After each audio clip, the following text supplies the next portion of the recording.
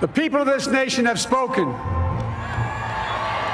They've delivered us a clear victory. A convincing victory. However, when you really put this graph and this together, the net of it is what you find is this truth, which is an orange. That 10% of the Trump votes, if this was down here and it should have been up here, were given to Biden, and 200 votes were taken from Trump, and 200 votes were given to Biden. So a total of, so this would mean 10% of Trump votes were given to Biden.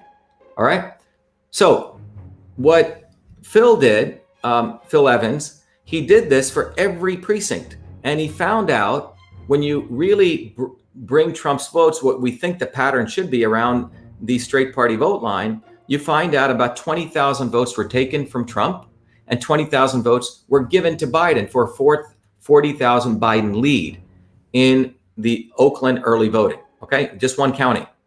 So that's what you see here. Now, more importantly, if you notice, I've drawn these orange lines. So what you notice is this phenomenon, if you actually look below 20%, Trump was actually getting more votes than Republican candidates, right? All the way up to 20%. You see he was getting close to 7% more votes than his other Republican counterparts.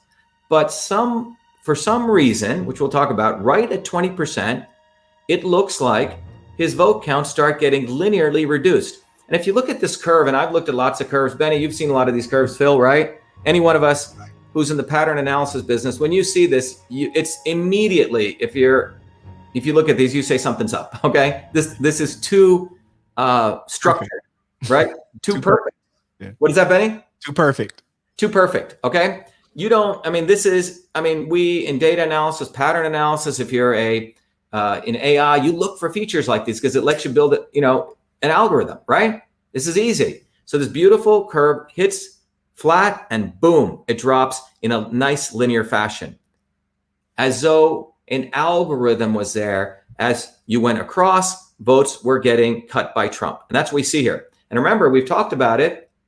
The election systems, going back to Diebold, right, Benny? They have the feature of being able to manipulate vote counts from one person to another. It's called the weighted race feature. So you see it here. Now, is it only in Oakland County in early voting? Well, let's look here.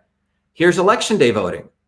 Right, Phil, this is election day we're looking at. And you see the same thing. Election day, there's around 20,000 votes, 10,000, Trump's votes are reduced by 10,000 and Biden's votes were increased by 10,000 here. But look at this pattern, same thing, it's around 7% and boom, okay? Slope looks pretty damn close, doesn't it, Phil, Benny? Yep. Looks very, very close, okay? On a different time. The reason this is important is this is in one time period. So temporally, we're going to look at temporal, which means by time, and spatially. So temporally, we're looking at one event before election day, early voting, and this is after early voting. You see the same feature. All right. Now, let's go into a different county. Is this only in Oakland? By the way, Oakland is one of the biggest counties. And by the way, I want to put both of them together. You see that in this, when you add it all up, 60,000 votes increased Biden's lead, right? So a total of 30,000 votes were reduced for Trump and 30,000 votes were increased for Biden. So Biden's margin increased by 60,000 votes. All right, so that's Oakland County. Now let's look at a different county. Again, spatially, we're going to a different place and a different time, early voting, Macomb County. Here, there were 28,000 votes. 14,000 were taken from Trump, 14,000 were given to Biden. And what do you see here? Well, in this case, Trump actually does even better. He's almost at, what does that look like? About 12%, Benny? 12%? 12%. And then here, this kicks in around at 25%. Yeah. Okay, but same sort of slope. Okay, so they start eating Trump's votes at this point, but he's doing better in these counties by 12% more than the Republican Party candidates. Okay, he's doing better. Now let's go over here to Macomb County on election day. Okay, same feature you see. In fact, he's doing really good here, up to 22%. Right, Phil? That's what that looks like. 22. Right in the election day voting. All right. Yeah, it looks like 22% on election day. In the non, more democratic. Phil is telling us. I think he's looking at the graph. What'd you say, Phil? Well, I was Yep. And then again, it drops precipitously when the right around here. Okay, but same feature, same algorithm is in place. By the way, when we say same algorithm, it can be weighted for populations, et cetera. Now we look at, again, the same thing here. So total, when you look at Macomb County, a total of 16,500 votes were taken away from Trump. By the way, these are minimum.